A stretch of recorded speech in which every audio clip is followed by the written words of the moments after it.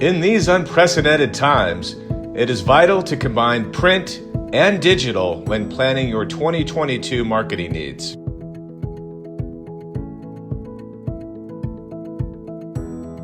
The data doesn't lie.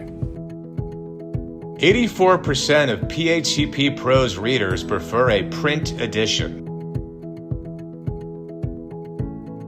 75% of PHCPPros readers spend 30 to 60 minutes reading their print editions.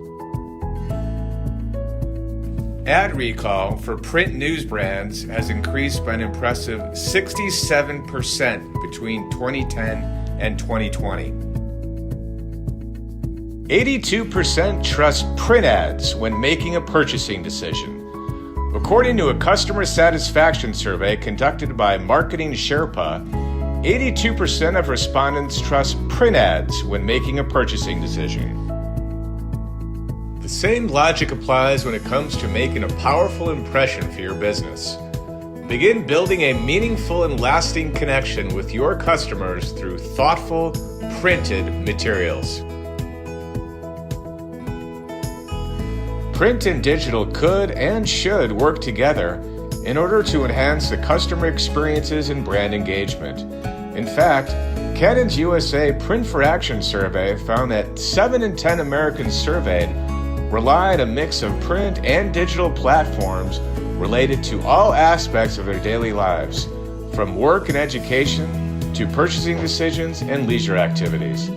Especially during these times when targeted marketing campaigns are essential to reach customers, print will continue to serve as an active, necessary channel.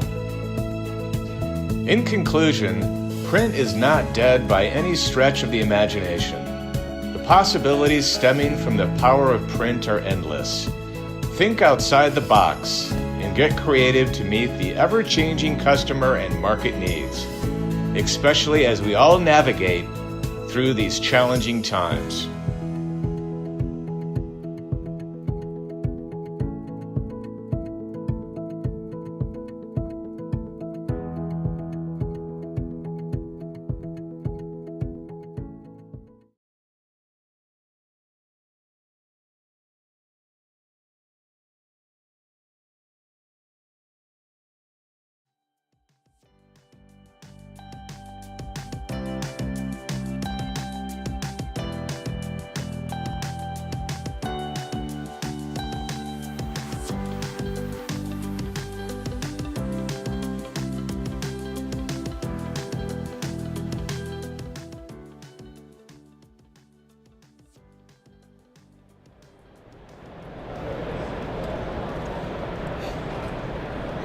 Good morning, my name is Amalia Delianis and I'm the editor of Plumbing Engineer magazine. Welcome to PHCPPros Live here at the AHR Expo in Atlanta. With me this morning I have two very special guests from S&C, CEO Natalie Berendrecht and National Sales Director Scott Isaacson. Good morning. Good morning. How are you two today? Doing great, how are you? Great, thank you. Thank you for joining me this morning. Let's start with Natalie. Can you tell us a little bit about S&C? What about S&C? Who is it? Who is the a little bit about the company and its mission? Sure. So S&C is a young French company. We were founded about 3 years ago, but it's actually been a 10-year R&D project at GT, which is the mother of S&C in France. So it's a family business. We have as a mission in this industry to bring innovation to the hard water world. So that's what we're trying to do. And how did you come up with such an innovative first product, such as the EXR? Yeah. So actually 10 years ago, when we started looking for a diversification for our GT business, we were very interested in the energy efficiency world. And so we started to look at the energy usage of households. And that's how we came to water heaters. And so we started looking at markets and understanding the dynamics.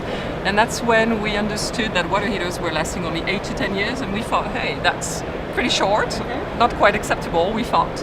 And when we learned what the issues were, we said, okay, that's a problem we should be able to solve, because we are experts in the use of polymers.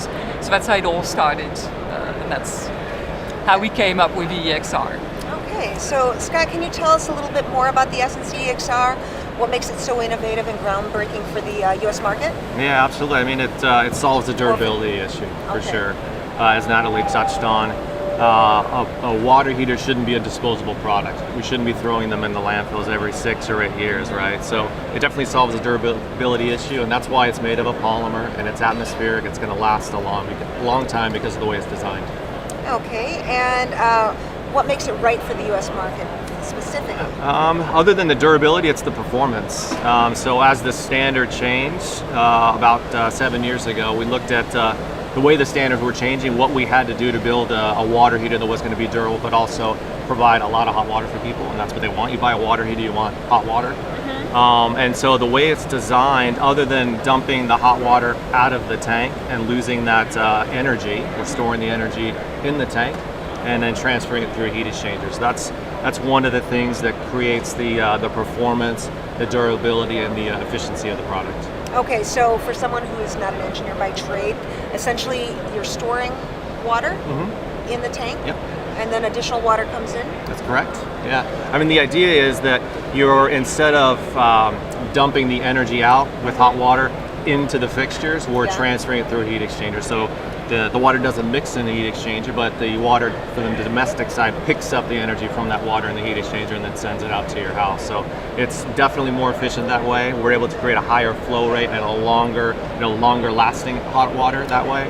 And back to the standards, the way they changed 7 years ago, manufacturers had to react to those standards. We had the luxury of kind of designing the product around the standards from the outside looking in, because we hadn't launched yet.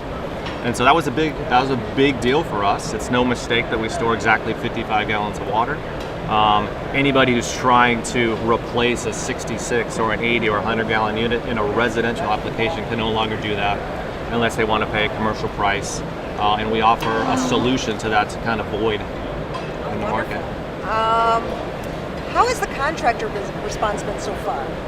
It's been very good. It's been very good so far. Yeah, no, we've partnered with Ferguson, so we have an exclusive relationship with them. It's been really good. They've been introducing us to contractors. We've met folks. We bring them into Ferguson and do a lot of training. So that's a big part of it. But I think the key with the contractors is that they are able to say we're different than everyone else. So it's a key differentiator for them. Anytime a contractor can say provide an innovative product, it's definitely helpful for them to stand out from the rest of the contractors. Okay, and what are you doing to support the market rollout of Essence? Other than training, I mean, just answering their questions, because that's the key. If a contractor has a question about a new product that they want to launch, the training is a key bit to it. They do a training with us, and then they send their first technician out to do the first training or first installation, and they have some questions. So we're definitely encouraging them to contact us as much as they can before they do the first installation, because if they have a really good experience with their first customer, they keep installing them. So it's very good that way. You had mentioned you're partnered with Ferguson, yes, right? So is that where could you tell us a little bit about your partnership and what that entails? Yeah, absolutely. I mean, it's an exclusive relationship in the U.S. It's been great so far, and the idea is that we wanted to start simple. We started in one state. Ferguson has been really good to kind of control our growth that way. So that's been great. Wonderful. So how are you marketing the EXR and how's that going? I think that the training is definitely the key point. We're doing a lot of Facebook, and we're doing a lot of social media, and we've seen a lot of interaction with the contractor, which is what we wanted to see. And it kind of helps us decide what our next steps are going to be, because we can see where the most of the activity is that way. Wonderful. Natalie, what can our PHCP readers and viewers expect from your company in the new year? So many things, but mostly 3 topics. First of all, as Scott said, so we are distributed by Ferguson, and we are going to expand our reach, our footprint to be hopefully national by the end of this year. So your readers should find us everywhere, and we hope they'll look for us. The second topic is going to be on our side, setting up production on this side of the Atlantic. So we've been working on that. We're in the startup process of that. We won't be finished in a year, but we should be pretty close. So that's another big project for us. And obviously, you'll hear about more innovations. So as we've solved the durability issue, we now want to solve by bringing more efficiency already. And I think, Scott, you mentioned that. We want to go even further into the efficiency, and we'll be bringing renewable versions of our EXR to this market. I think we have exciting ideas. So we'll be probably talking more about that in a year from now. Sounds wonderful. Sounds wonderful. If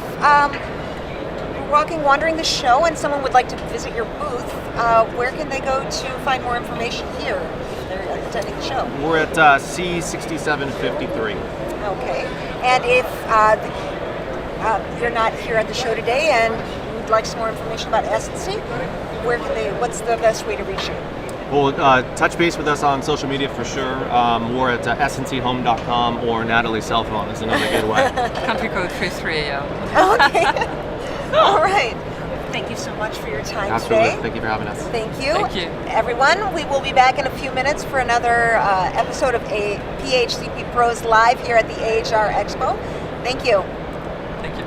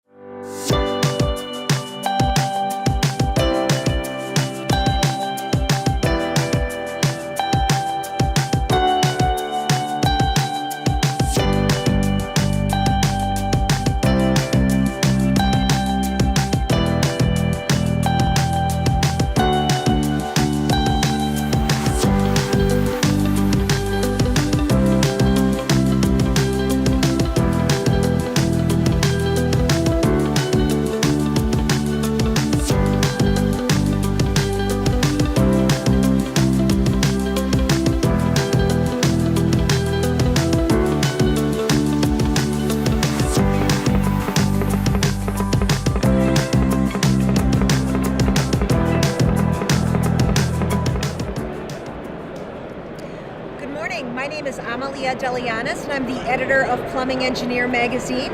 Welcome to PHCPPros Live here at the AHR Expo in Atlanta.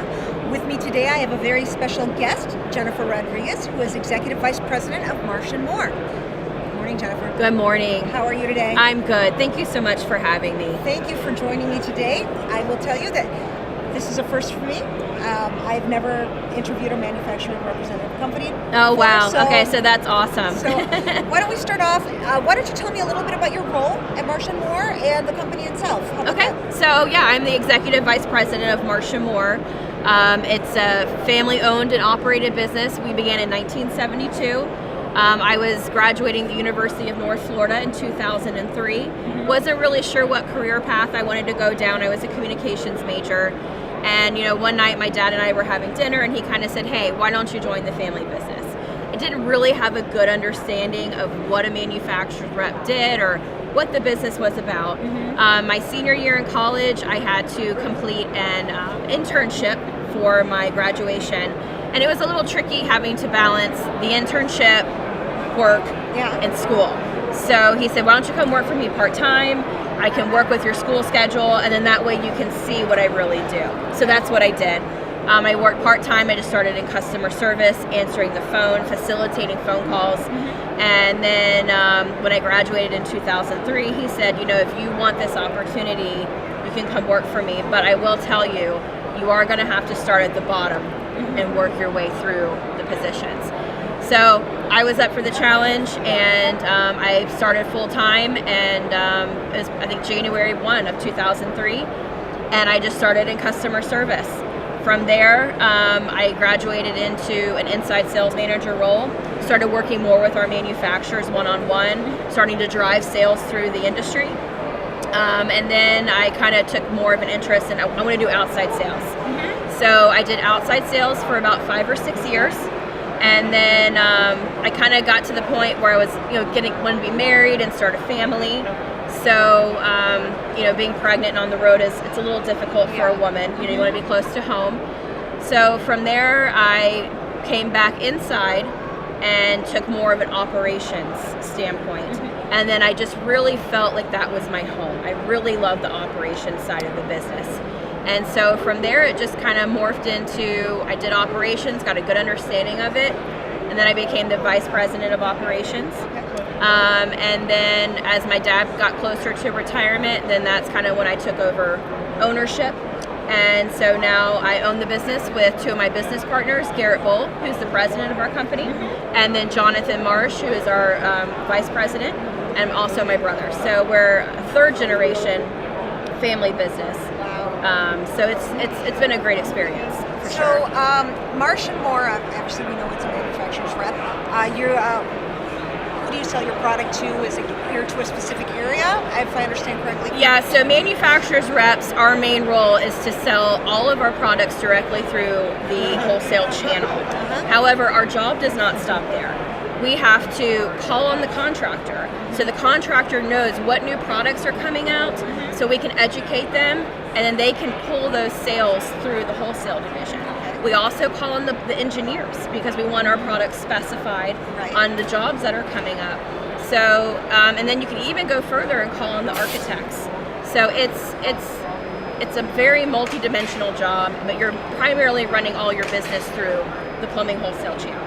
Okay, and then you talked about calling on people and educating them. Do you offer training and development through your manufacturing facility? We do, and that's a big role as a manufacturer's rep. We have to continuously take in education of the products that we represent, and then we have to carry that out into the field. We have to educate the contractor so they are, properly installing your products on the job site. The last thing you want to hear, is, oh, I installed your product, it's not working properly, or it's all about education. Marsh & Moore has also invested our own funds into demonstration vans, demonstration trailers, so that way we can take those products out on job sites or to the contractor channel and show and demonstrate how those products work in a live setting.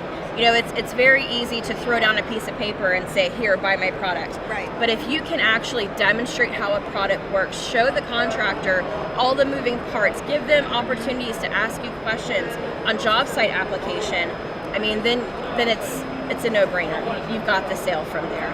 So we've really, I think our team does an excellent job at pushing that at the contractor and wholesaler level, and in the engineer level as well. So how many trucks do you have? So we have one demonstration van, we have one demo trailer, but I can tell you all of our sales guys, I mean, it's a requirement if you work for our agency, you have to have either a 4x4 truck or a big SUV, because you are carrying around samples, tools, whatever it is that we're pushing that day. Okay. You've got to have that in the back of your truck and be ready to present that if a contractor, wholesaler, or engineer wants to take a look at it. So I'm going to take a step back, and you took over the family business from your dad, you mentioned, right? I did, yes. So for how many years have you been around? So I started in 2003, so I'm... The company itself. The company itself, how long is Oh, I'm so Marsh & sorry. Moore? So we started in 1972. Oh, wow. So Yes. 50 So years. we're coming up on our we're on our 50-year anniversary. Wow. So why do you think Marsh & Moore has been so successful all these years? I mean, I think it's a number of reasons. I mean, our founding fathers, Mark Marsh, David Moore, Richard Bull, I can tell you they were some of the hardest working men I have ever been around. And to even just come and work for them and mentor under them was amazing. I mean, just their business acumen, the things that they taught, they're just very, very hard workers. On top of that, I think just their selection of employees, we pay well, so we don't have a high turnover at Marsh & Moore in our employees. I mean, we've got employees that have been with us 20, 30. We have one employee that's been with us for 46 years. He started with my dad almost from the very beginning. And we treat our employees like family. You're not just a number when you come and work for our agency. We try to treat everybody with, mutual respect. If you need time off for your family, please go and take that. We try to work with our employees so they feel like Marsh & Moore is, just a nice place to work. I've received a lot of compliments from our employees about that. And since we don't have a high employee turnover, I think that really creates a nice relationship with the customer and our employee, because they can have that bond and that trust that they can call the same person and get good information, good answers, and know that we're going to take care of them as the customer. Wow. So family business seems to be a big trend in the plumbing industry. It is. Yes. It is. So it's like, why do you think this industry has created so many family-owned and operated businesses in every sector, I mean, I don't know the answer to that question. I just know that I cherish it. I think when you can work for a family-owned and operated business and not some huge corporate conglomerate, it just makes that relationship and that touch so much more special. I feel like family-owned and operated businesses really hear you. They take what you have into consideration. And we work for some wonderful manufacturers that are family-owned and operated. And it's really special. And even on the rep side, it's just a lot to have that. So you're based in St. Augustine, Florida, yes, correct? What differentiates your company from the others in Florida? So, it kind of goes back into what we were talking about how we are a very live product demonstration manufacturer's representative. We take that demo trailer and we pass it around, or our van around the whole state. Kind of some of what we touched on too about we really, really train our employees. We, on our inside team, I kind of want to touch on our inside team a little bit. Okay. We have about 6 people on our inside team, and we dedicate each person to a line, so they become an expert on that line. But we also cross-train all of our inside team, so if one person is out on vacation or out sick, then someone can fill right in for them. So I just think our product knowledge, we just go the extra mile for the customer, and just our customer service, I think, is part of that. So. Okay, so what product lines do you represent that are which ones are present at AHR today? Okay, yeah, so we represent Amtrol, so they are at, I wrote down a little note here, at booth B1247. We represent Aquamotion, they're B1206. We represent Calefi, They're B3317, and we represent Viga. They're booth B4027. So they have a lot of amazing products, so we definitely recommend everyone going by and visiting and seeing what they have.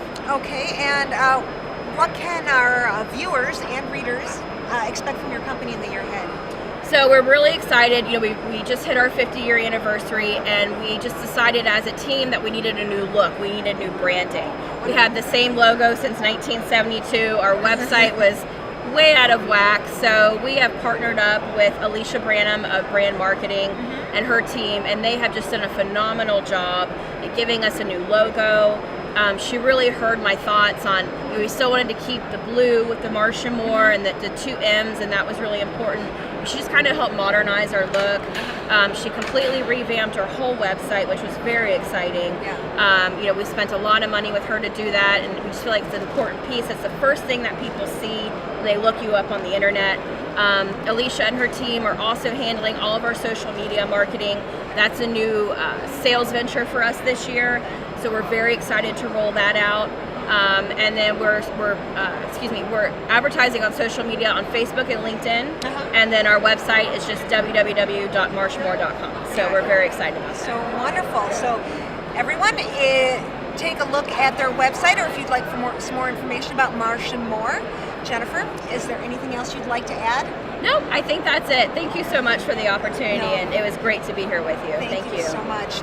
Everyone, thank you so much for your time. We'll be back in a few minutes for another PHCPPros Live segment. Have a great day.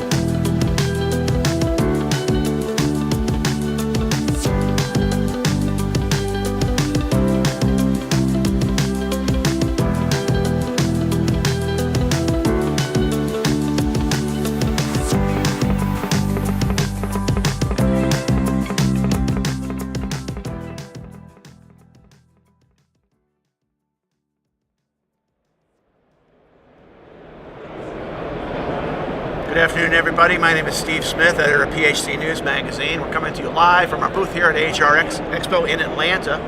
We did a whole bunch of interviews yesterday and this morning, and this is the first one I'm doing today. So I'm excited to hear what Ansley Houston, the Vice President of Sales at Ariston USA, has to say. Ansley. Yeah, thanks, Steve. Nice to meet you. Yeah. I know you're a new face, so you've only been on the job seven weeks. About 7 weeks, yeah. So what do you think about Ariston? What attracted you to take the job? Yeah, so I've been in the water heater business on and off since 2008. Had an opportunity to visit Ariston back in 2009, kind of a co-development opportunity. Got to know them a little bit, visited the factories in Fabriano, Class Act organization. And it was, at that time, was a heat pump opportunity that never really materialized with the previous company. But the manufacturing, the attention to detail, their innovation, and the way the companies are ran, that's super attractive for me. The product line that they have now, the investment they're making in the United States, it's a lot of people don't know. Ariston ships more unit volume than any water heater company in the world. Really? Yeah.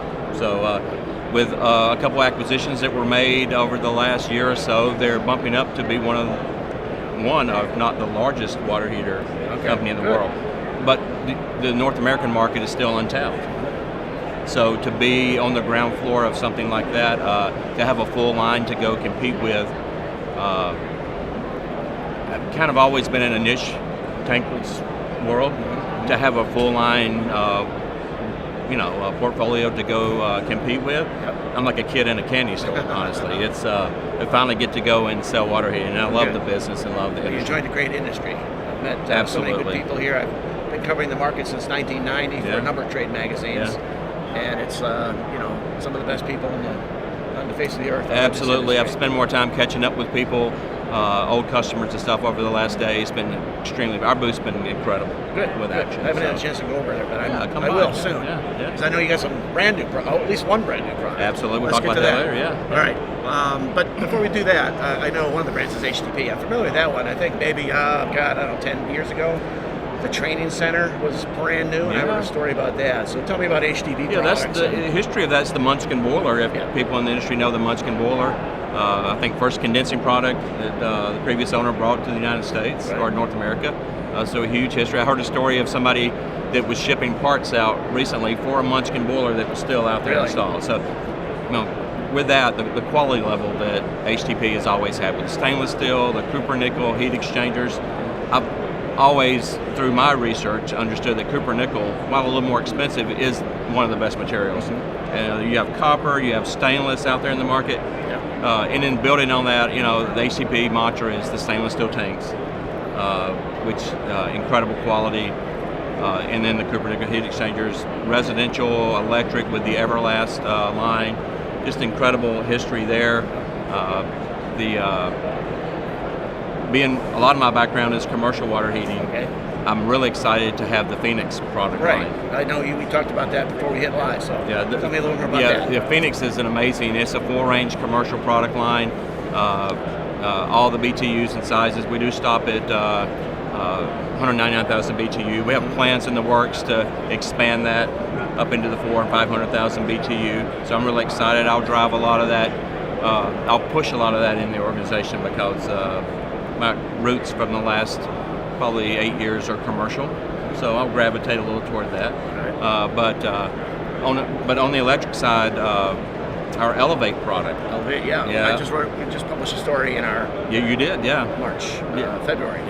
What month is it? February. It's February now. It's the February issue. So it's that's a fabulous. It hit the mark right where it needed to be by not when they eliminated the larger tanks. So that's gaining traction. We appreciate your support on that. But it's those three on just on the HTP side is amazing to finally be a part and get to sell that history and that quality. Okay. Yeah. Now, I know a little bit about the American Standard side of the business. What can you tell us about that? Obviously, that's a pretty well-known name. So what are you getting from that? The American Standard brand is well known on the water heating side. So we acquired that brand maybe 3 years ago, I think. But really strong on the West Coast. We're moving it across the country into markets. there's a need for a fourth major water heater, tank water heater supplier, manufacturer in the market. You've got your three big guys, but there's definitely a need. We hear it all the time. There's just certain things. We're not in big box. That's a concern with a lot of our contractors and our distributors that they can't be shopped to big box. So we're not there, and we have no plans on being there. It's not what we're going to do. But there's enough momentum that we see. We had a huge year in 21. We brought a lot of new people to the American Standard brand because we had product when most people didn't. And one reason for that is our products are simple. So our main gas water heater line still uses the White Rogers mechanical gas valve. What that does for us, there's no error codes, there's no chip shortage, and we were able to provide product. I think that resonates in the trade right now because, as we all know, the trade's retracting, and for every 5 that leave, 1 enters, I think is the number. And training is important.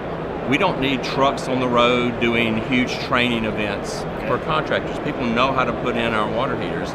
Our tanks, around my estimation and seeing the thicknesses, we're about 3 times the thickness of a normal of our competitors' water. So it's a quality product. It's a quality, simple product that, and in this economy, when disposable income to spend on high-tech water heating just probably isn't going to be there for most people, I think our value is off the charts, what we can provide. So in that case, it pays to be old school. It is absolutely, but it's about simplicity and quality and robustness that, quite frankly, the others can't do. And to me, complex comes with a price. And again, if you're going to have a traditional water heater, you need water for your family.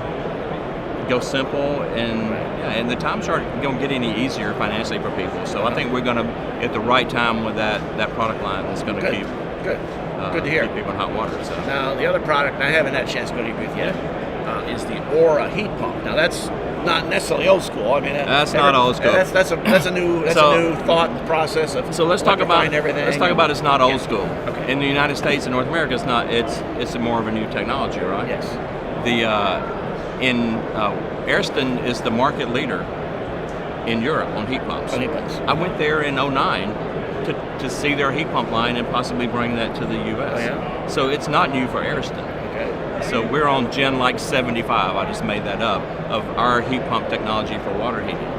And we're bringing all that legacy innovation and product into the United States, and we're building that in our American Standard factory, right? Okay. Along with the thicker steel tanks.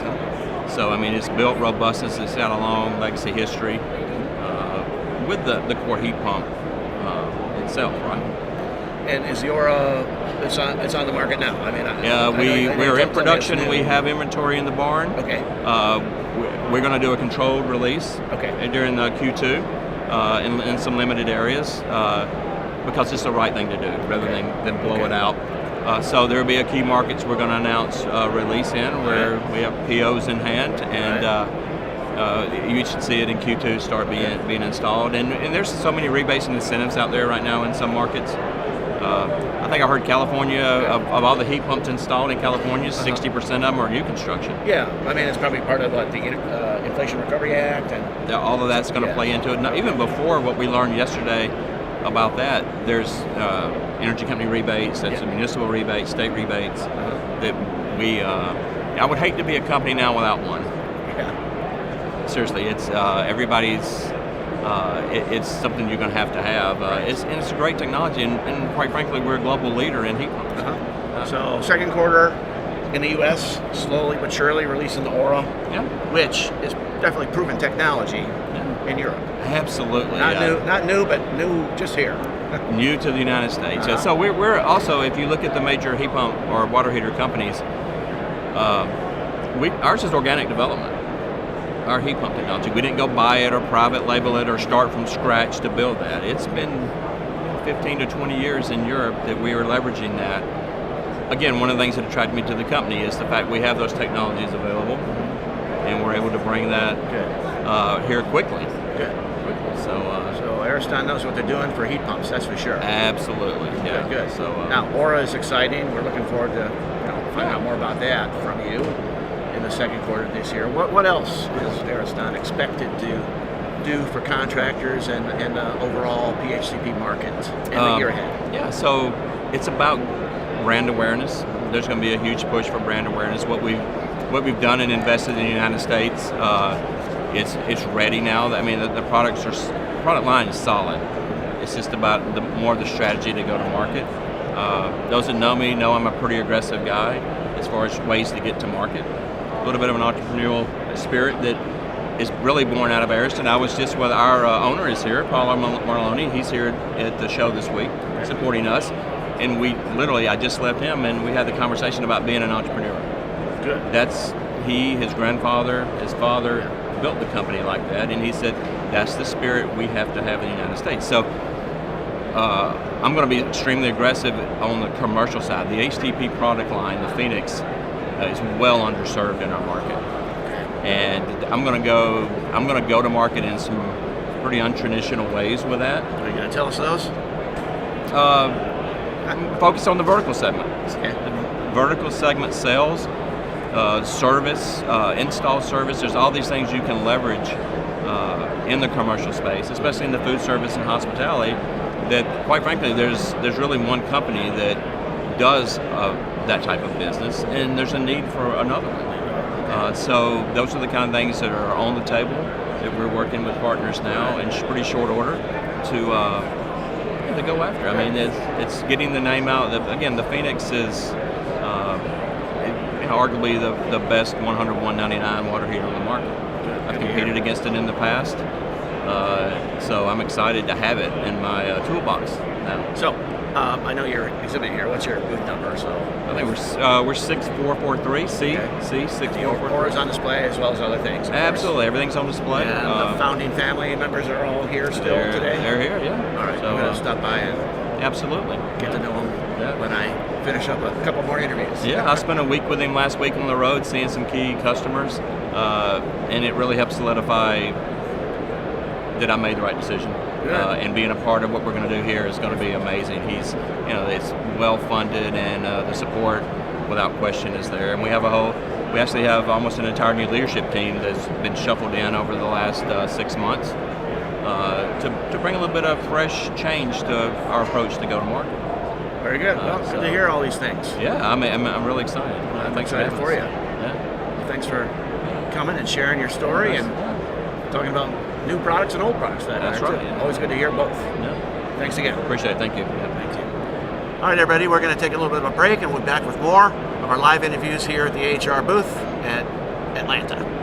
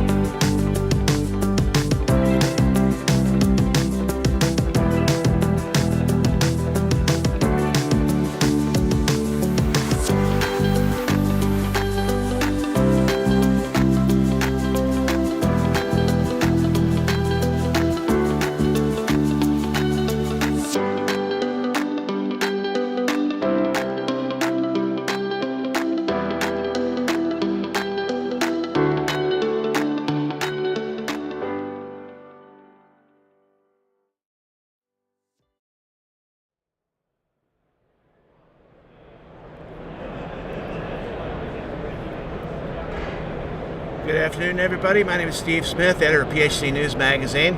We're coming to you live at our booth here at the AHR Expo in Atlanta. We've done a series of live interviews yesterday and also this morning. And my next guest is a special guest to me, Jan Anderson, president of Mr. Pex. Jan and I go way back when Uponor was Wurzbo, and he's got me beat with the whatever we're calling this, for sure. Goatee, and, right? And we also shared a lot of good memories in Chicago. There's a Swedish custom called the Yule board, like a Christmas smorgasbord essentially. And Jan again has me beat in that department because he's actually from Sweden, whereas I'm just a vagrant born in Chicago and I'm half Swedish. But I always identified with the Swedish side of my family more than my German side, I guess. That's good. We'll take that. But Jan, I mean, I've known you forever. And can you tell me a little bit more about Mr. Pex itself? How long you've been there? Tell me about the heritage of the name. It's also very well known, but I don't think everyone really knows necessarily the history of it. It is kind of a funny name, and a lot of people, it's like, Mr. Pex, what is that, right? And so, so the gentleman that founded Mr. Pex is Thomas Lennman, and just funny that Thomas Lennman was the gentleman that was hired in 1971 by Wurzbo in Sweden to actually make a developed process of the Engel method product. Right. He was in charge of getting all the listings, all the approvals, all the stuff over Europe and Sweden and so forth, and he was the guy that showed up at all these meetings. Right. And so everybody referred to him as, oh, that's the Mr. Pex guy, or the Pex guy. He's Mr. Pex. So he ended up getting the nickname Mr. Pex. So forward a little bit, he ended up actually introducing Wurzbo to the United States in 1984, and started then pushing the cross-linked polyethylene throughout the market. He was in charge of getting the factory in Apple Valley going for Wurzbo and so forth, and then just happenstance. Fast forward, in 1999, he got the opportunity for a new product in the United States, and he started his own company, and he wanted to call it Mr. Pex. That's how everybody knew him. So where I fit into this whole thing is that I also came from Sweden in 1984. So Tomas and I knew each other from just coming to the United States. I had nothing to do with floor heating at that point. Started in 1988, just a young lad, and pretty much grew through the industry and worked with Wurzbo for many years, did a few other things for a couple of years, and then went back to Uponor in 2001, and then Thomas and I joined back up in 2008. So I've been with Mr. Pex since 2008, and Thomas now retired in 2017, and I took it over. Very good. Thomas is still with us somewhere? He is. He lives in Dallas, actually, and enjoying the warmth and so forth. I could use that right now. Well, very good. That's interesting. Yeah. I mean, I've met you, I've known you forever, but sometimes you forget all these origin stories, and it's fun to hear about Mr. Pex and the old days of Wurzbo, I guess. I know, there's such a small industry of people that kind of go that far back. So the history, the people that come into the industry now don't really have the history. And so all of us kind of have been around for a while. It's like we have an old family that just everybody's in different places, but we're all kind of one big family, I think, from back then. So which is fun. It's great. Very good. Now, Mr. Pex is a relatively small company, at least compared to your competitors, your rivals. But we were talking in preparation for this interview, and you were saying, that size helped you weather the COVID storm with all the related snafus and supply chain and shipping and getting things. Let's tell us a little bit about what happened. We spent the last 12, 15 years at least really focusing on getting people to know our product, who we are, our history, the product and the qualifications that we have.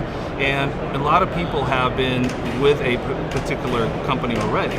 So when COVID hit, what helped us was the fact that now people were looking for more products, and it's like, okay, well, I can't be single source anymore, so I want to look at something else. And so we started getting phone calls. I've known you, you've been here, I know you're a good company, can we talk? And so that really helped us let people comfortably have a secondary source, if you will, or even switching in some cases. So it's really been a benefit for us. Good. So yeah. Good. Now, Mr. Pex, the name, of course, suggests PEX tubing, Right. but you're more than that. In fact, I know, I guess the controls division, if that's what we're calling it, is relatively new. Why don't you tell us where that all fits in? Yeah, so, like you said, PEX, we've always done PEX for snow melting and floor heating and all those things for that side, the heating side. The plumbing started coming on strong, and of course that's just pipe and fittings, and that's nothing exciting, right? Okay. But with the floor heating, there's always controls that needs to be involved, and we felt that we really didn't have a good position on the controls for quite a few years. And we started pushing a little bit of some different zoning controls and some other controls, and finally decided, you know what, if we're going to do this, we need to have some dedication to that. And we have a wireless package right now that we've partnered up with some people that is really tremendous, and so we're pushing that. And then we also have the IDC, which is the Integrated Dynamic Control, which is a really big system control. And so we actually have a dedicated gentleman that can build and program the controls for the large systems and stuff. So that's been very exciting and helping us differentiate a little bit from just tubing and fittings, and which is great. Well, yeah, love it. Yeah, sure. Is the controls division somewhat new, or? Well, the controls division is new this year. Okay, so that's new. We've dabbled in some of these opportunities, but we decided, if we're going to do it, we need to have dedicated people. So we created the division. We added a tab on our website, controls, and so now we can do all that as well. Good. Yeah. So, when I think of PEX, I think of Radiant. Obviously, I remember back in the old days of Wurzbo, and they had the home comfort team training. I think they always had it in Vegas, and it was, I think it's pretty much nothing but Radiant. Could be wrong, but it's been a long time. But obviously, there's a lot more to PEX than Radiant Heat, and you can see that in your old company. You can see that in your company. So, what's the biggest growing segment, I guess, of Mr. PEX? Well, yeah. So floor heating. Every house does not get floor heating, unfortunately. We would love it to be that way, but every house gets plumbing. So I can see the plumbing side has been the fastest growing side of it, but we obviously try to take advantage of some of the new technologies now with air-to-water heat pumps, low water temperatures, and it's going to be, I can see in the next few years, that's probably going to be one of the fast-growing heating segments where the plumbing pipe is still going to continue on for that part of it. So. But also, you're active in actually the plumbing, the use of plumbing for PEX, for the use of PEX for plumbing, right? Yeah. Okay. So that's our our fastest growing segment is the plumbing side of it, because, like I said, every building needs plumbing. Not everything gets heating. No. So is it more residential or commercial for the PEX use of PEX and plumbing?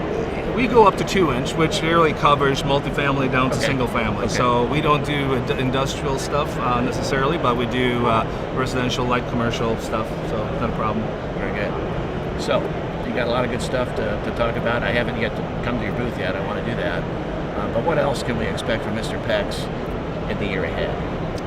We're going to continue the effort that we started this year or this past year of pushing the controls and just spreading the word now that we have a lot more people that are allowing us to work with them. So we're just going to keep that torch going and keep building at it. So, but you can see us advertising obviously in your magazines and letting people know that we have the competence and the willingness to work. And what's your impression of the show?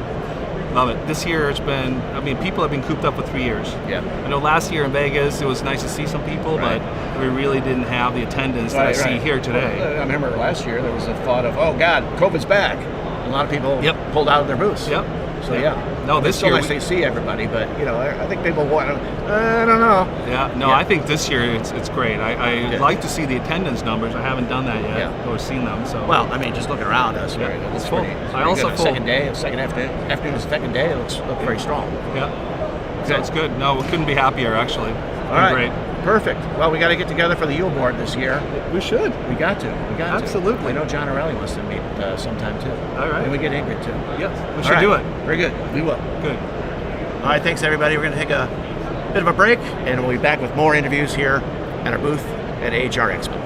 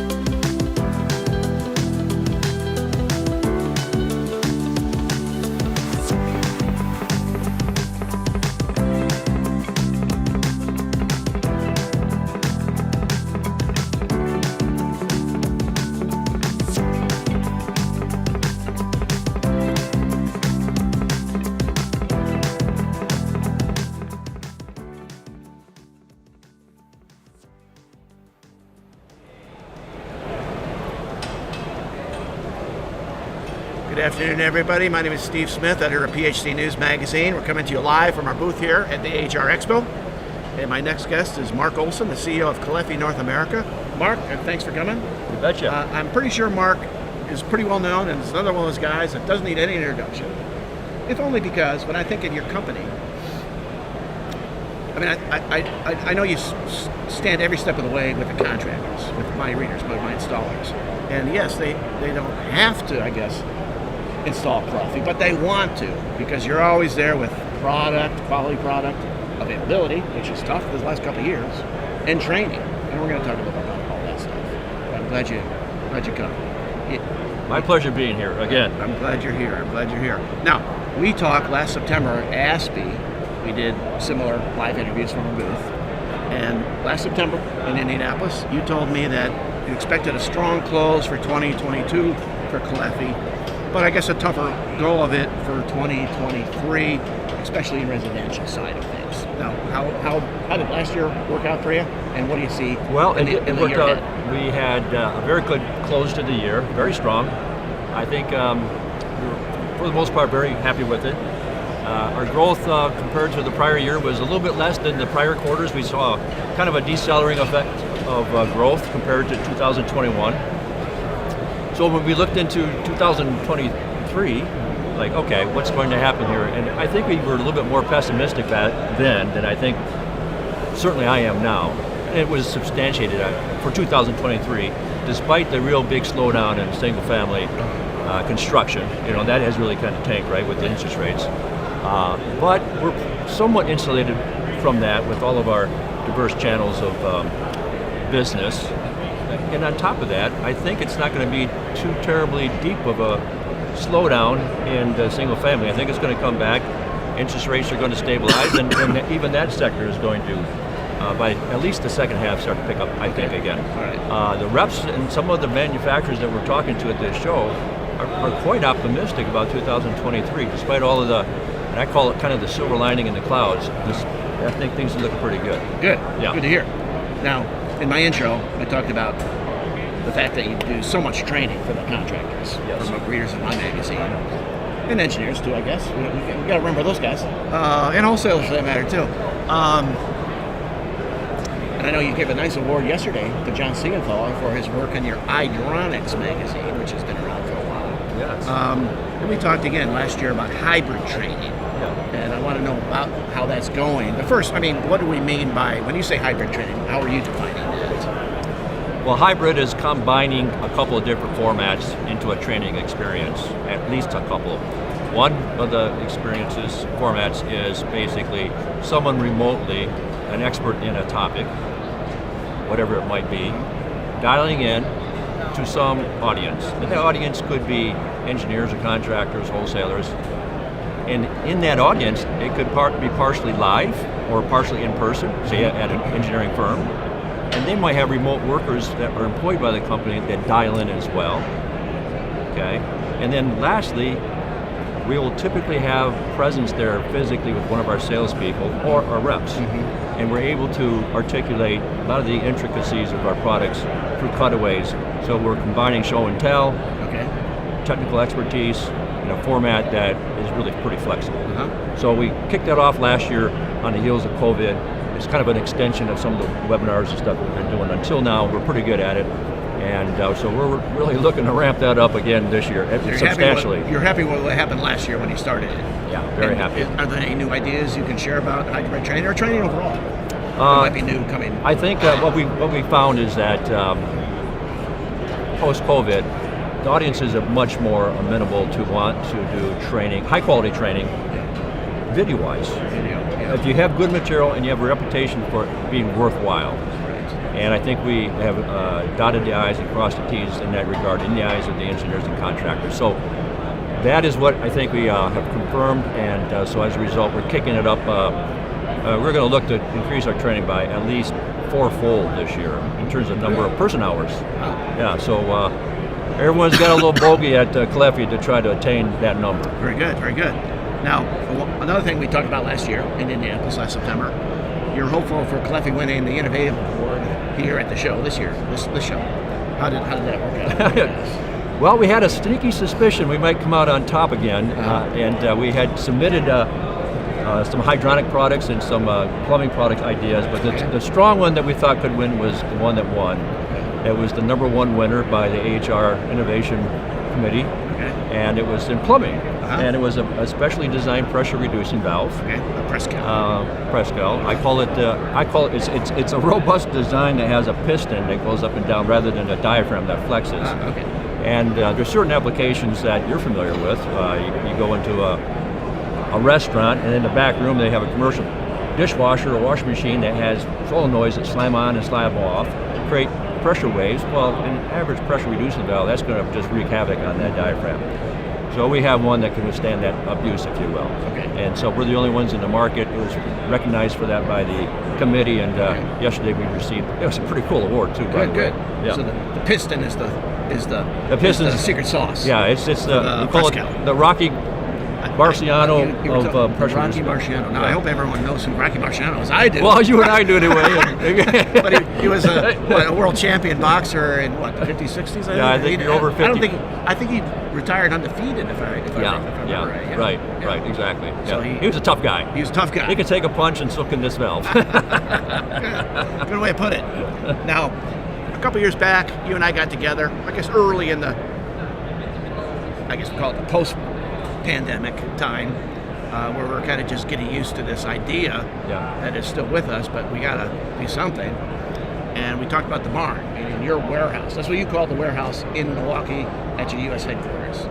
And tell me about the barn, because, you know, I got to say, just seeing that and hearing about it at that time a couple years ago, that's how I got to see Gillespie's headquarters last June in Arona, to see how you kind of get it made there, all the shipping and logistics to get it around the world, for that matter, not just North America. Yeah. And then get it to the barn and help people know that they have product availability from you guys. Right. So we did that, and I'm a farmer from way back, helping my grandfather do. And we would literally fill the barn with hay, right? Yes. So as the barn filled, right? So maybe it's a carryover, and probably it's a common term, but I still use it because it's a good analogy. Because what we did in going into COVID, when we had many disruptions in the supply chain amongst everybody, competitors, we said, okay, we are going to get ahead of the curves, stuff the barn, and make sure we have plenty of availability. And we did that. And I think we were credited with having excellent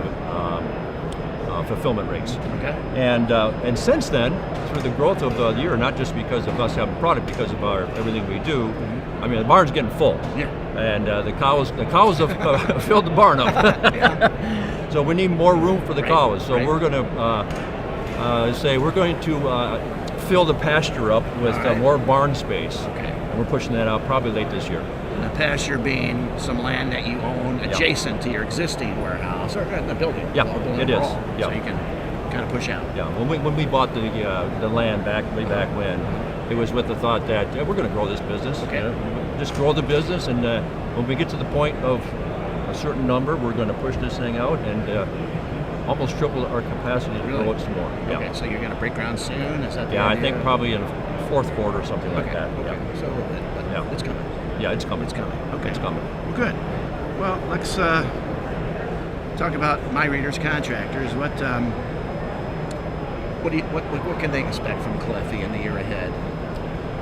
One thing that we're really excited about is it addresses sealing. Many of our products have union connections that give the flexibility that the contractor can have different types of tail pieces, be it PEX, expansion, press, sweat, you name it. And so sealing up against the valve using seals done reliably is something that challenges all manufacturers because of the changing water chemistry that's out there. Municipalities, they go from chlorine type disinfection to chloramines, and they have different type of properties that relates to compatibility with other materials. So we have developed a design that's called PHCPPros. That's basically a specially cured EPDM O-ring that's embedded in a face of the valve.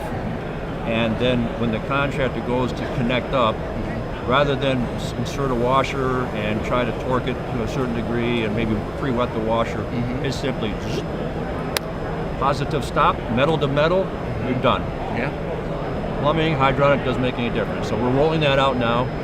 We're in our second product line family that we're rolling that out, and so we're excited to roll it out to the rest of the family. Probably through the balance of the year, we'll be rolling out family by family. Good. Any other new product coming out this year? This year we have launched a number of new products, balancing valves. We call it dynamic balancing valves that have a cartridge in them, but with PT ports and lead-free for hot water recirculation. That's been an extension, a line of extension of a very popular product that we have right now. And we have quite a few other products coming down the pike that will be introduced later on this year. Didn't make our catalog. We're looking to iron out some wrinkles. One thing about Cleffy's design group, big research and development group, is we're very conservative. And when we come out with a product design, it's pretty bulletproof. And I think in your opening statement talking about Cleffy's growth, one of the things that we don't spend a lot of time on is spending time analyzing stuff coming back. Okay. We don't get too many things coming back because Cleffy does a great job designing, and they're very conservative, so when it does come into production, we're bulletproof pretty much. All right, well, good. We talked about training, new product, making the barn a bigger barn. Big barn. Anything else think about for the company, for contractors, engineers, wholesalers in there too? I'd say that probably you're going to expect from us this year and going forward, the engine of our growth is really centered around innovative product that solve problems. Okay, every manufacturer will probably say that, but I think we've proven it. And then we build programs around it to apply that and teach on the applications of that product so that their jobs become easier and maybe more reliable. So that's what we continue to do. And all of the products I see 4 or 5 years out are in that regard. Probably more plumbing related products being introduced, honestly, because that where we see a lot of upside in the growth in North America, which is right now currently United States and Canada, then hydronics, but both of them will have lots of new innovative products. Good. Yeah. Perfect. Well, that's a lot of good stuff. Good stuff. Look forward to the new barn getting bigger. We can write about that. Yeah. Some new product we can talk about later. Yeah, this time next year maybe you come and you'll see the big barn. I will. Okay. Thanks for coming again. Thanks, Steve. All right, see you soon. All right, everybody, we're going to take a little bit of a break and we'll be back with more of our live interviews here at the AHR booth at the AHR Expo in Atlanta.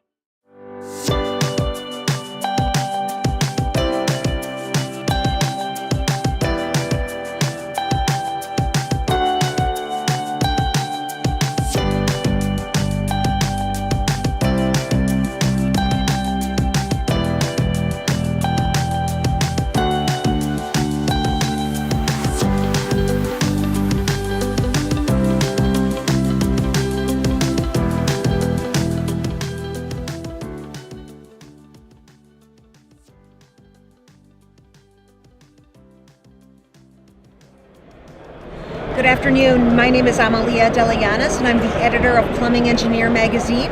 Welcome to PHCPPros Live here at the AHR Convention Expo in Atlanta. With me this afternoon, I have a very special guest from Ingenuity Power Systems, CEO Jacques Baudry-Lozic. Welcome, Jacques. Welcome. Thank you very much, and nice to meet you. It's great to be here. Thank you for coming and joining me today. Why don't you explain your company a little bit? What does Ingenuity Power Systems do? Yeah, we're an American-based company with offices in Virginia and Michigan. We make all-in-one appliances for residential and commercial use, and portable hybrid generators for the military. Oh, wow. And how long have you been in the U.S. market? We've been in the market for the last 5 to 6 years. We have advanced prototypes and field units of our systems, both the military and commercial ones, and we look forward to commercial deployment in 2024. Oh, interesting. And are there any specific products that you're touting at AHR this year? Yeah, we're advertising and promoting our E1 unit. It's going to be in the market shortly. Like I said, it's an all-in-one appliance that can meet all your heating and power needs for the home. It's designed for the average American home. It's very easy to install, produce substantial amount of power. It can be used also as a backup generator, so you'll never suffer from a power outage again. And on top of that, provide a substantial amount of savings. Okay, so just to recap, so then it's an all-in-one appliance that provides you heating, water heating, generation? Water heating, space heating, and also power generation as well. Oh, wow. So is this product sustainable? Given the focus on climate and everything, is the new product geared toward that? Yeah, it's a highly sustainable product. In fact, we won the Sustainable Solution Award at this show in 2022. Oh, congratulations. And we can reduce greenhouse gases by 50% the day the unit is installed. It's extremely efficient, produce power, and also recover all the waste heat of the power device to produce essentially free heat for your home, without having to use all the fuel costs, the fresh water use that the typical power plant would use to produce that amount of energy. Okay, so talk about installation a little bit. How easy is it for a contractor to install your product, or? It's designed to be really relatively easy to install. It's compact, it's well packaged. It only has a few connections with the home. Inlet water line, outlet water line, inlet natural gas, an exhaust line, and an electrical connection. So it's designed to be installed by, I would say, 2 technicians for 2 days. So a bit like a heat pump, I would say. Okay. A heat pump. And is it more popular in certain areas of the United States, more colder climate, warmer climate, or is it geared toward or can be put anywhere? Well, it's popular. We get demand from all over the United States, especially when there are outages. There's a tremendous amount of demand for resiliency. I would say you get maybe a little bit more savings in colder climates and areas at high elevation, but you get the resiliency and the savings anywhere in the country. So we basically model the performance of our unit in every single zip code in the U.S. and everywhere you install the unit, it's designed to save you money. And you noted that the appliance is good for an average size home. What is considered an average size home for this unit? Well, in our case, I would say 2,200 square foot. I would say about 3,000 square feet of home. We're working also on our next unit, the E2, which will be more than twice the power of the first unit for very high, large, custom, high-end homes and multi-family homes as well. Okay, all right, yeah. So I was wondering about that. If you had a larger home to install too, or no? Yeah, our inside power device is highly efficient and it's scalable to even to the light industrial size. So you're ready to see a whole family of product coming from our design shops in the future. Okay, wonderful. And you talked about multifamily, possibly construction suitable for light commercial as well, availability. Absolutely, it's suitable for small businesses, for multifamily, everywhere where you have some significant thermal needs to think about, like quick service restaurants or spas or car washes or complex hotels with pools, for example. It's ideal in the pool heating application. Farming in an area where they use a substantial amount of greenhouses, We use expensive heat. Okay. So, if I understand this correctly, it's not available yet, but you can, where and when, so when it is, where and when can I buy one of your units? Yeah, please continue following up at our Ingenuity Power Systems website, and we will get some update on that. At this point, we plan to take pre-orders later this year for large-scale availability and shipments in 2024. At this point, we're just basically building small quantities, onesies and twosies for a series of field tests, but they will be available for the public at large in 2024. Okay. And they're manufactured, you said, in the United States, correct? Manufactured, assembled in the United States, designed in the United States. Wonderful, wonderful. And how did you decide to build in the U.S.? Like, how did you decide to start a business here in the United States? I was just curious. Well, because you're from France, obviously, right? Pretty close. I'm from Quebec, actually. Quebec. Grew up in Canada, been in the U.S. for the past 30 years. I think the U.S. is an ideal market for combined heat and power. There's very low, stable, great supply of natural gas prices and a good network there. It has a need for enhanced resiliency as we suffer more and more outages due to climate change related issues. And we've designed a very highly efficient power device that's very quiet, very low noise, and that's ideal for the American home. And essentially we can't find like better engineers than those we have in the US and Detroit, and there's a lot of derivative component of this unit that comes from the automotive industry. So we really were able to find some ideal manufacturing capabilities in the United States, even though some components obviously will be also ordered from overseas where we can find the best. Okay, so what can our viewers and our readers expect from your company in the year ahead? Well, they can expect accelerated progress with this P1 unit, and some big announcements coming later this year, the progress we're making. They can expect a formal product launch, probably around late this year or early next year. Okay. And I would say we will be at other trade shows also throughout the year. So keep following our schedule, and we'll be able to post announcements as they come. Wonderful. If our viewers are here at the show, walking the show floor, where can they visit you? We're in booth C6302, so we'll be glad to host you there. That'd be wonderful. And if you're not at the show and you're interested in learning about Ingenuity Power Systems, please visit them at their website, ingenuitypowersystems.com. Jacques, thank you for your time today. Great to be here. Thanks for having me. Thank you. We'll be back in a few minutes for another PHCPPros live segment. Thank you for your time.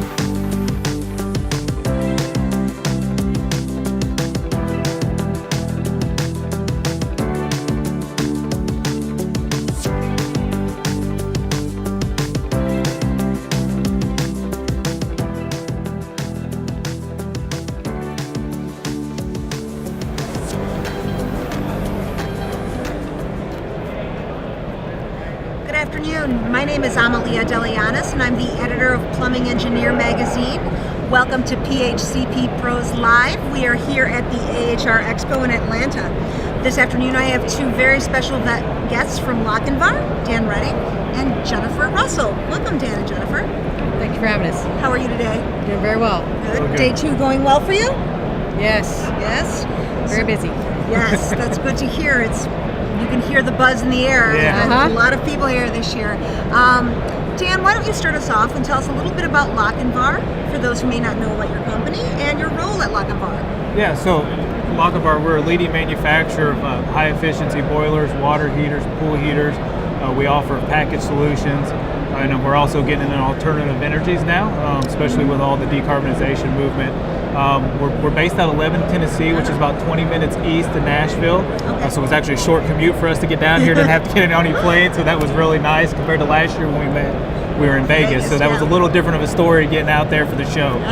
But yeah, so really we're trying to provide a whole kind of system solution for our customers, just not provide the product, but also provide solutions, with on the front end with post-sale service and also on the post-sale, because eventually with products you are going to have some issues. We will make sure we service those customers like they expect as far as, 5 years, 10 years down the road. So again, just our VP of sales says he doesn't like to have a hole in his portfolio, so our product offering can be pretty daunting when you look at it. Like when we get somebody to bring in, because we offer products, from 50,000 BTUs on the hydronic side all the way up to 6 million, and then on the water heating side, we're offering tank type residential, and then all the way up to large commercial, 4 million BTUs on the commercial condensing products too. So it's a pretty big product portfolio, but it's good. Like I said, our customers can come to us, they feel comfortable how we service them, and they can stick with us through all their product needs. Wonderful. And your role, you're senior product manager, correct? Yes. So how do you help your clients, your customers out? Yeah, so it's a really exciting role, to be honest with you. So a lot of back and forth with our end users, our engineering community, our sales force, our sales rep, our internal sales guys. We get information from them, and we've kind of got to weed through some of it, because our sales guys, they're really passionate what they do. They want to service their customers, but we got to make sense of what they're telling us and with something we can bring to market.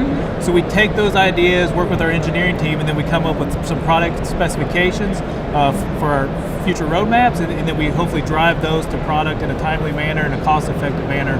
So it's those product, that voice of customer starts at, well, this is what we were looking for and what we want. We're hoping we deliver that to them, in that 2 to 3 years. Okay, that's great.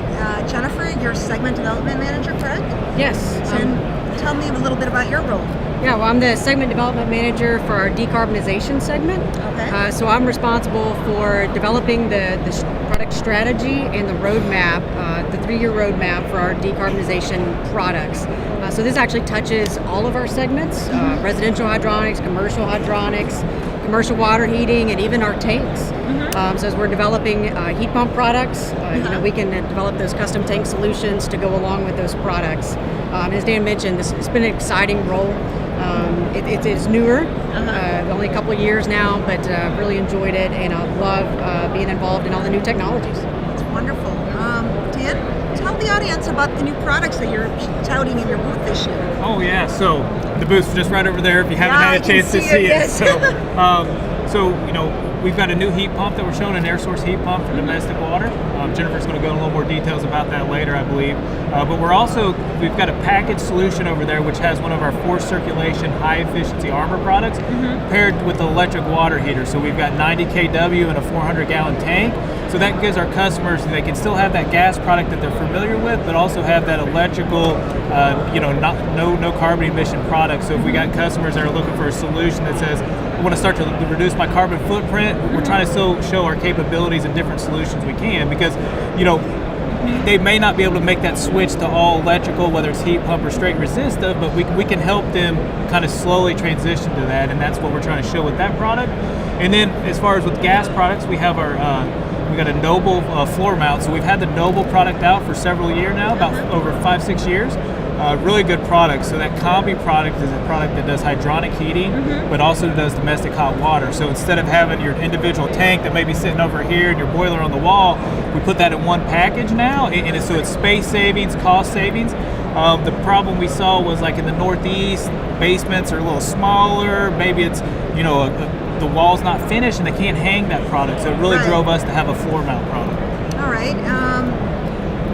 Talk a little bit about heat pumps now. There's been a big buzz in the industry about heat pumps lately, and for domestic water heating. And tell us, what do you think has been creating that buzz and around the heat pump technology?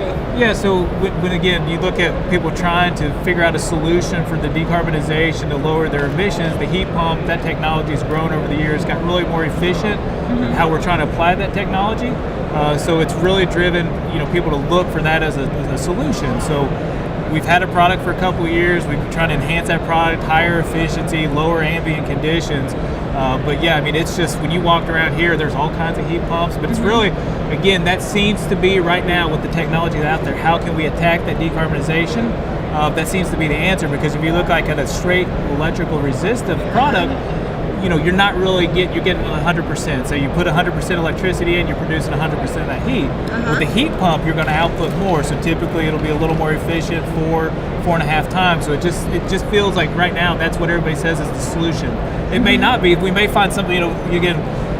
Jennifer's looking at a lot of different technologies in our emerging technology. We may find something else, but right now that seems to be the answer to a lot of people's problems they have. So, what have been the topics of conversation between Lochinvar and the engineering and contractors in the community? Like, what have they been asking about, these technologies? Yeah, so I guess a common thing is we not so much asking, but what we're hearing around is like the workforce. We have a lot of some older people retiring. I think maybe COVID and some things maybe drove that, and we're seeing that I think across just not of the HVAC segment. We're seeing that across some other segments. Hospitality, restaurants, everything we're seeing. But just trying to find qualified technicians to fill that demand. And especially as we start to transition as an industry to that heat pump technology, that's a whole different technician. It's not that plumber, or it's not that typical installer that's been doing the work. There's a little bit different skill set when it's going to take. If this thing has to be serviced, it's a little different skill set. So trying to find that workforce to grow their business, right, which we're going to need for our industry to continue. So actually doing some things here tomorrow with the VOTEC school, going to come in and do a panel. So I'm looking really forward to that, to kind of talk to them, show them some opportunities, moving forward, like what can that career path look like? Right. So is Lochinvar pivoted and provided more training and development on these newer technologies, or implemented them in the process? It's about training, yeah, that's a hot topic. It's on our building. So, Jennifer said, some of the new roles. We've also implemented some new development processes. But yeah, we've actually partnered with one of the local VOTEC schools and have started to educate not only internally, because we've been doing the gas products, combustion products for a long time. We're really good at it. I mean, you go over there, we got good market share, great products. Now this is all new to us, so we've got to educate ourselves. So we're asking for some help from that VOTEC school, but then also we're trying to say, okay, well, if we want to bring some of our sales guys in, can you help us, educate? And then we're going to develop our own training program. So we're trying to work with them, and then hopefully too, right, that's helping us, like, okay, reach out to them. Maybe we can influence some of the people in that school, and maybe even have some more of that knowledgeable workforce. Hopefully, this may be selfish of us as a company, but maybe we can get some of those people from that school to come, that are educated in the new technology, help us out. But yeah, so we're looking at some different avenues that we haven't, for training. So yeah, we're developing all that training. Big undertaking for our training staff, but I think they're excited. That sounds wonderful. We've even been leveraging colleagues across the globe. We've got folks that are in China and in Europe, and so we're making sure that we're leveraging all the opportunities to gather that heat pump knowledge, even from other countries and other areas of the world that may be a little more mature in the heat pump market adoption. Sounds really exciting. Why don't you tell us a little bit more about, Jennifer, the heat pumps in your booth specifically? Yeah, I'd be glad to do that. Okay. Really excited that we're showing the all-new Lochinvar Veritas air source heat pump. It's a product that's geared towards domestic water heating, and we've got models ranging from 60,000 BTUs heating capacity up to 140,000 BTU per hour heating capacity. We are offering a low GWP refrigerant with R513A. We've taken a modular approach to the design, so we've got a couple of base models that we can bank together to make larger and larger sizes, and so we can cascade up to 64 of those units together. Wow. Yeah. We've got a wall-mounted control box that does all the controls for the entire system, and we are very excited to bring this to market and be featuring it at the show this year. Wonderful. So what else has been going on since we were actually together last year doing the exact same thing in Las Vegas? What has been going on inside Lochinvar since we spoke last year? Well, I'll just kind of carry on with what we were hitting on earlier. Yeah. Training. We have been doing a lot of training. When the pandemic was in full swing, and even for a while after, we really had to rethink the way that we went about our training, and we had to do some things differently. But what's been a big part of our organization for decades, and I think will continue to be, has been what we call the Lochinvar experience, where we bring our contractors, installers, specifying engineers, our reps, we bring those folks in, and we have a world-class training center where we take them through the specifics of our product, through the application of our product. And like I said, the pandemic really put a major damper on that. We just couldn't get folks through our building, but we've revitalized that, and we've got people coming through both for the training classes and for our tours. So we've been really busy with that and want to continue to grow that as we look to the years ahead. Yeah, so on that, Jennifer, I was actually talking to the manager over that department here, and he said we got a waiting list, right? So like we said, we hadn't been able to get together and do what we wanted to do, but there's a major demand for that. So we've got a waiting list for our training, so they could call in, get on that waiting list, and then if somebody happens to cancel, because of something, whether work related or personal, we can fill those spots. So I didn't know we had that large of a waiting list. So that's pretty exciting to see that demand for that training. So, but all that information's on our website if anybody's interested. Wonderful. A lot more to come. So that's great. So it's like, what can our viewers and our readers expect from Lochinvar in the year ahead? Can you talk a little bit about that? Yeah. Well, you know what? Lochinvar has always been a high efficiency solution provider. It's in our DNA. We have leveraged technologies to push the boundaries of efficiency, and so we've been doing that with gas products for many decades now. And so moving into the heat pump space was really the next evolution for us, and so we're poised really well, and I'm excited about this. We know how to leverage those technologies and keep pushing those boundaries. So you're going to see lots more high efficiency products coming from us in all of our segments. Can't wait to bring even more to the show next year. And we're going to remain flexible in terms of our product development, both for the short-term and long-term roadmaps. We want to make a big impact with this decarbonization movement. So we understand that we need to remain flexible and provide the right solutions at the right time. So you're going to see a lot of innovation coming from us in terms of new products, and then, like we've already been talking about, there's going to be a lot of training coming along with this. We're committed to helping enhance the market adoption of these new technologies. So we're building up the platforms that are necessary to keep that moving in the right direction. Sounds like exciting times at Lochinvar. For sure. So if anyone wants more information about your company and they're here on the show floor, where can they come visit you? Yes. Well, definitely come to our booth at B1649, and then also visit our website at www.lochinvar.com. Wonderful. Is there anything else you'd like to tell our viewers before we sign off for the afternoon? I think we've covered everything pretty well. I hope hopefully everyone takes away our level of excitement about this new opportunity and what's happening with heat pumps and decarbonization in general. So do I. Thank you so much for your time today. Yeah, thank you. Thank you, everyone. And in just a few minutes, we'll take a break and we'll come back with some more PHCPPros Live.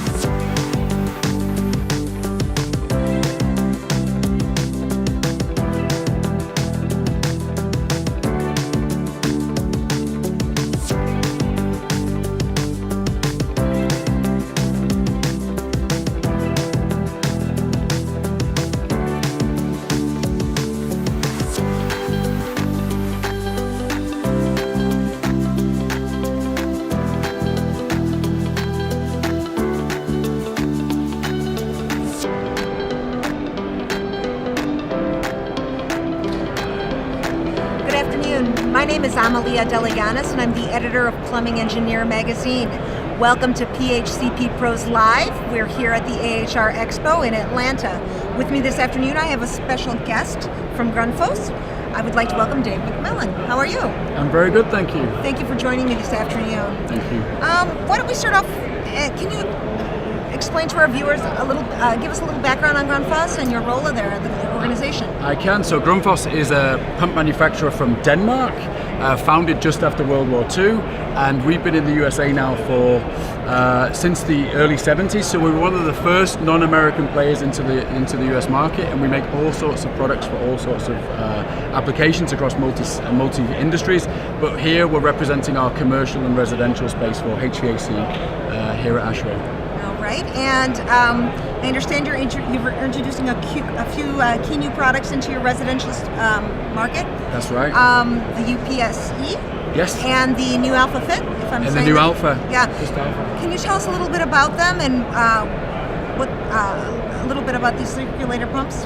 Yeah, so circulators have been used in hydronic heating systems for a very long time now, and I would say the older technology has been replaced, and in fact Grundfos was one of the first companies to come in with something called ECM technology, which is basically variable speed controlled products, high efficiency motors.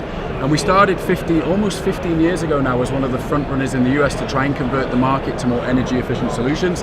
But it was time for an upgrade. So our UPSE and our Alpha is the latest and I hope greatest versions of these products, and hopefully they bring a lot more value to our customers now. So we're launching them for the very first time here in the US. Okay, so they fit into your today's circulator pump market. How do they fit specifically, like in the market? So they replace existing products that we've had in the market for 15 years, almost 15 years, and we've been selling circulators for heating applications in the US for 50, 60 years, and they fit by what we're trying to do is we're trying to move the industry to a more energy efficient heating solution.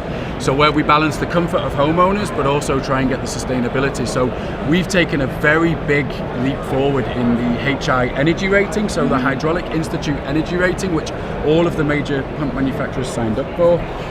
We've taken a leap where these two new products are at the top of the game and the actual top ranked pumps in the market, which hopefully will inspire people and also our competitors to move the needle even further.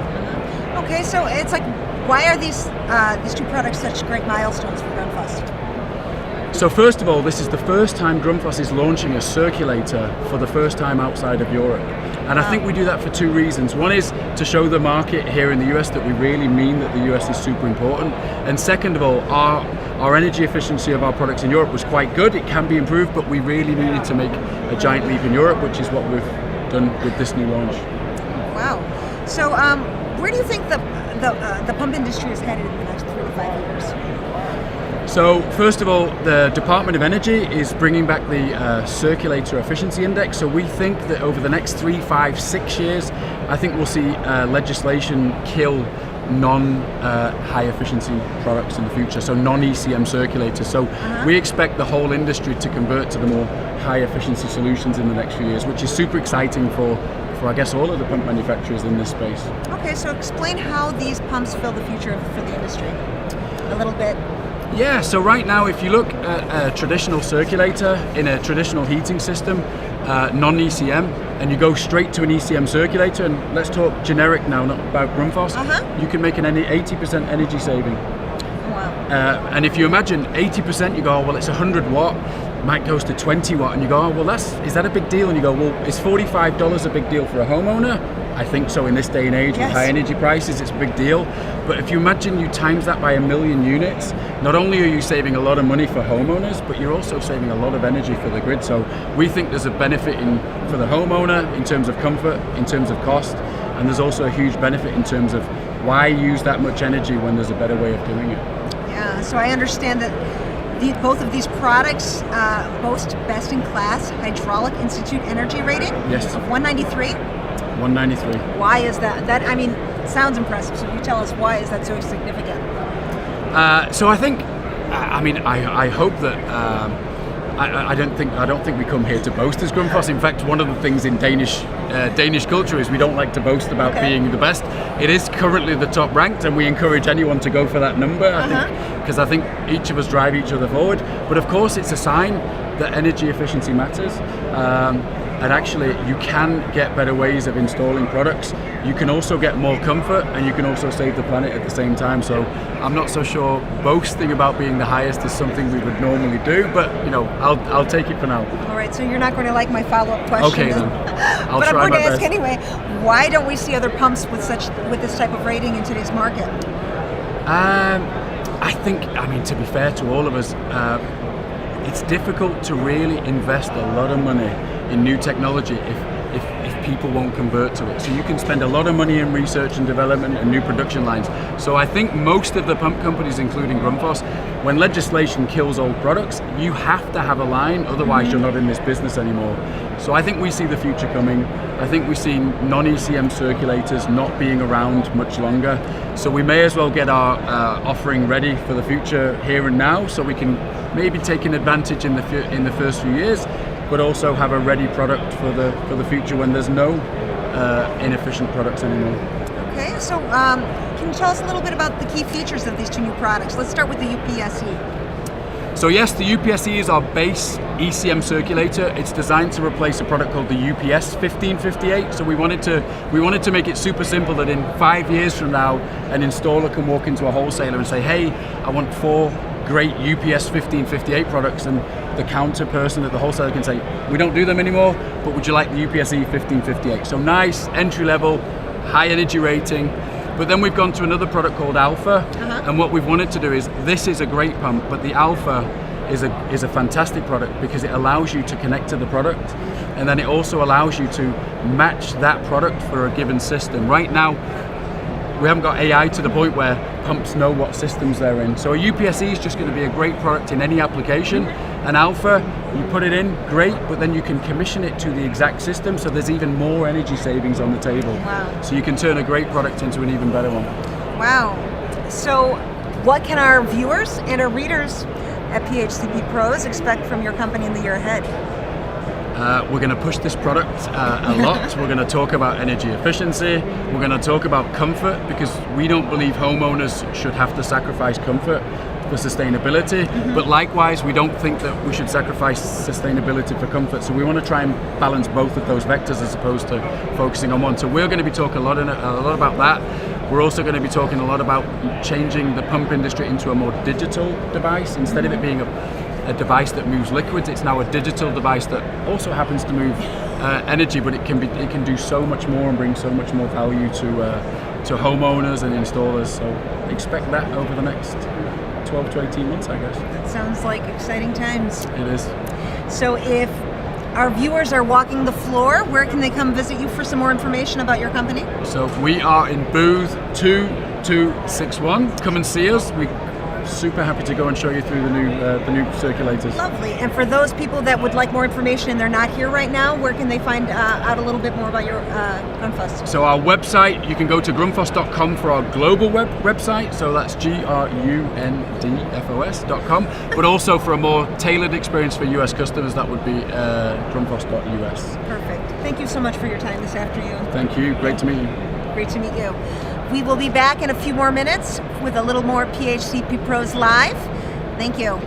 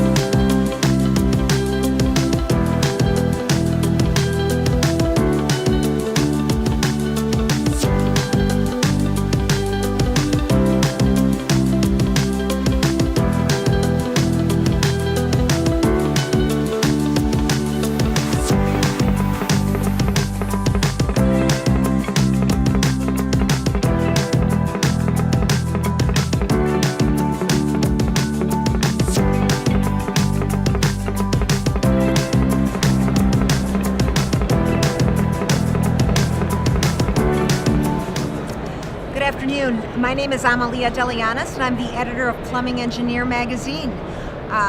Welcome to PHCPPros Live here at the AHR Expo in Atlanta. With me this afternoon, I have George De Jesus, aka George the Plumber. George is the owner of George's Drains. Welcome, George. Thank you for having me on.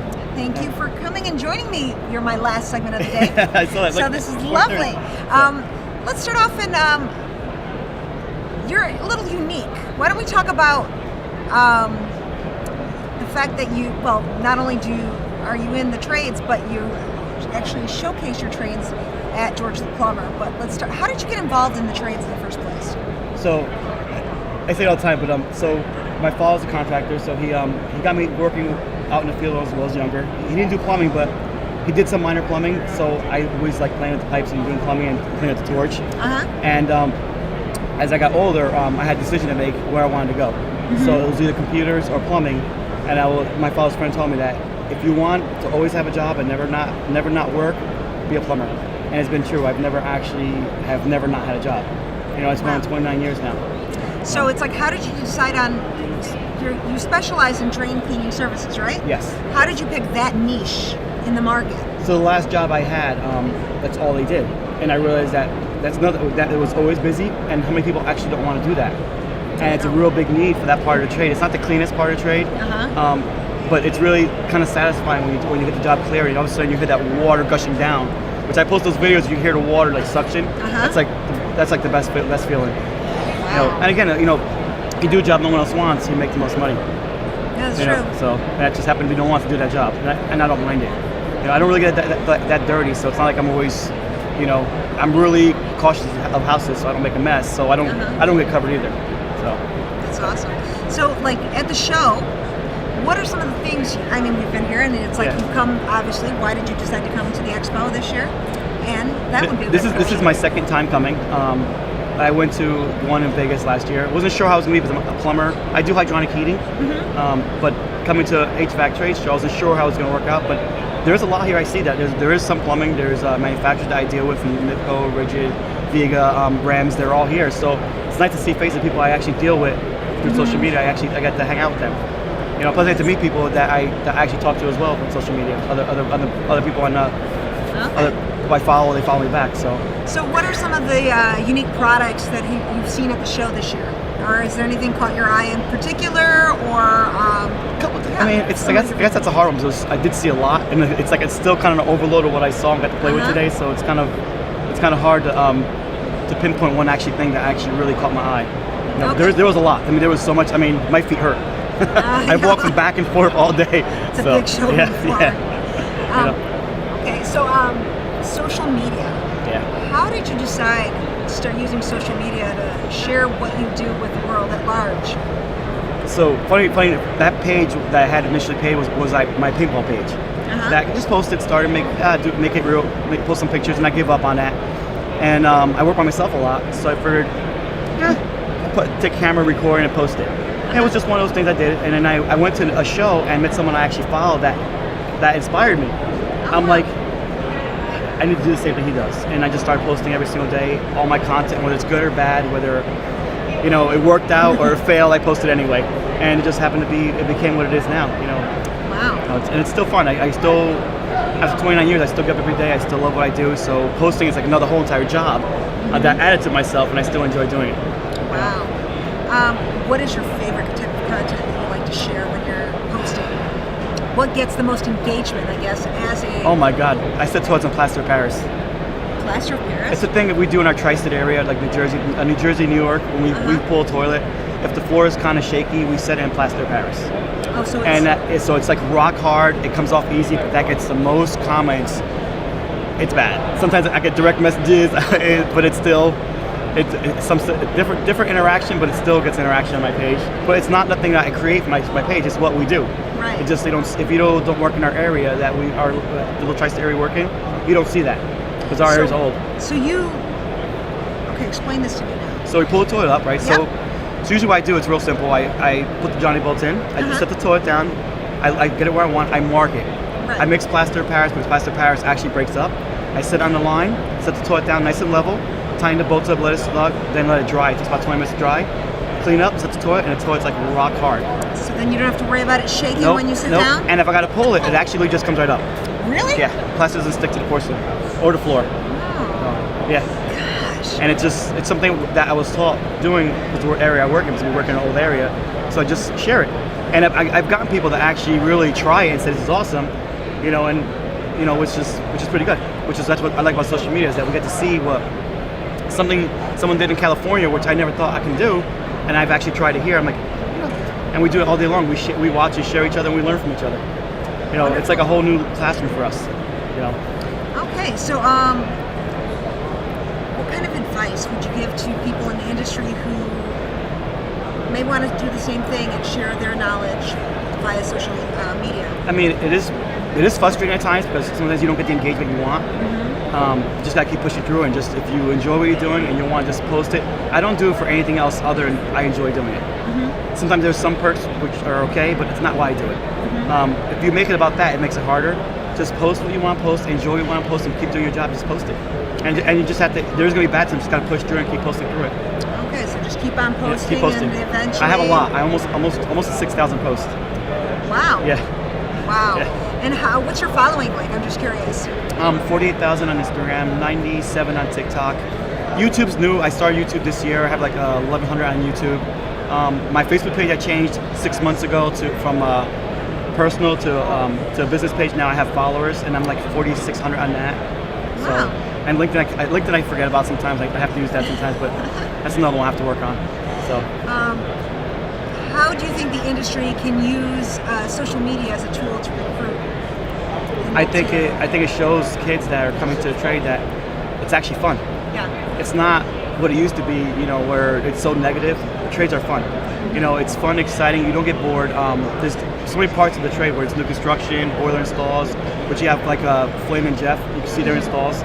They make it fun, and they post fun pictures. People actually see the work is beautiful. That's the other thing what social media has done for us, is that it has stepped our work quality up. You can't post a bad job. If you post a bad job, you're gonna know about it. So you have to make sure the job is actually post-worthy, and we want to do that in every job. So that also shows people that the work we're doing is like artwork. So which I really like. And I think it's like it kind of alleviates some of the stigma associated with the trades. Like, Yes. you have to be a really smart person to Yes. be able to design and install. Figure out the math. math. Yeah, the math. There's a lot of math involved. I was always good at math. Yeah. That's it. Math. I was horrible at English. If you see my posts and the way I type, that's the way I talk. There's no punctuation. It's just right to the point. That's why I always say, do not edit my post. Just leave the way it is. It's like I talk. That's it. So what kind of advice would you give people who are looking to enter the trades, you know, and Find a good company that's willing to train you. There's a lot of companies out there that are willing to train people to actually start someone green. I would rather have someone that doesn't know and train them my way. And there's companies like that have training schools in their facility. We have a couple like that by our area that will just train someone to make them the way they want them, to put them in the truck. wow, You know, and understand that you have choices. You have some places you don't like. Don't hate the career. Just go find a new job someplace that you're going to enjoy the job, because there's a lot of guys out there looking to hire people that want to be in the trade. Trades are fun. My new apprentice is 22 years old, so it's frustrating some days because he's young and doesn't understand, but he's learning, and he comes to work every day, and I'm happy about that. Wonderful. So how many people are on your crew? Just me and him. It was That's me. awesome. It was me myself till about 4 months ago, where I decided I need to hire somebody. Then I bought a second truck. Congratulations. Thank you. Expanding. Yeah. Thank you so much for your time. No, I appreciate it. So people, if you're interested in following George, you can just go to @GeorgeThePlumber. Thank you so much. That is a wrap for PHCPPros Live here at the AHR Expo. We will see you next show. Thank you.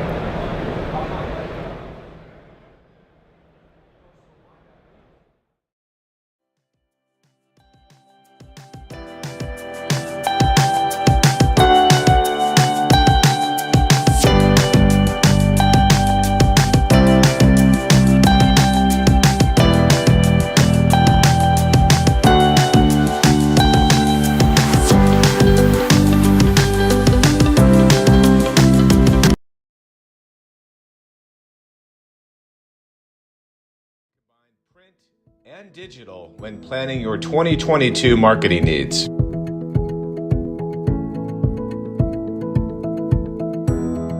The data doesn't lie. 84% of PHCPPros readers prefer a print edition. 75% of PHCPPros readers spend 30 to 60 minutes reading their print editions. Ad recall for print news brands has increased by an impressive 67% between 2010 and 2020. 82% trust print ads when making a purchasing decision. According to a customer satisfaction survey conducted by Marketing Sherpa, 82% of respondents trust print ads when making a purchasing decision. The same logic applies when it comes to making a powerful impression for your business. Begin building a meaningful and lasting connection with your customers through thoughtful, printed materials.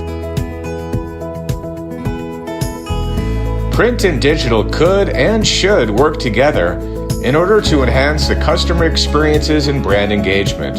In fact, Canon's USA Print for Action survey found that 7 in 10 Americans surveyed rely on a mix of print and digital platforms related to all aspects of their daily lives, from work and education to purchasing decisions and leisure activities. Especially during these times when targeted marketing campaigns are essential to reach customers, print will continue to serve as an active, necessary channel. In conclusion, print is not dead by any stretch of the imagination. The possibilities stemming from the power of print are endless. Think outside the box and get creative to meet the ever-changing customer and market needs, especially as we all navigate through these challenging times.